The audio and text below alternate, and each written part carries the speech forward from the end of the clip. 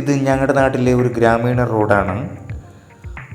10-30 വർഷക്കാലം ഒന്നും ചെയ്യാതെ പശ്ചിമഘട്ട വികസന പദ്ധതി പ്രകാരം നിർമ്മിക്കപ്പെട്ട റോഡ് ഇപ്പോൾ പ്രധാനമന്ത്രി ഗ്രാമീണ സഡക്ക് യോജനയിൽ ഉൾപ്പെടുത്തി പണി അങ്ങനെ ഏതാണ്ട് പൂർത്തിയായി.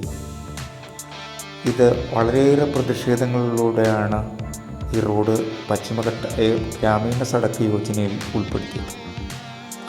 ഒരുപാട് പ്രകൃതി ഭംഗി ആസ്വദിച്ചുകൊണ്ട് യാത്ര ചെയ്യാവുന്ന ഒരു റോഡാണ് ഇത്.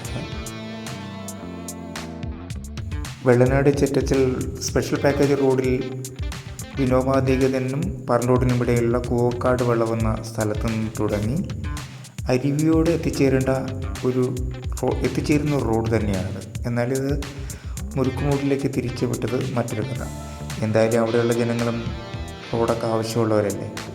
എന്നാലും മേത്തോട്ടം LPS നിന്നും ഈ റോഡ് വളരെ ദുർഘടം പിടിച്ചതാണ്.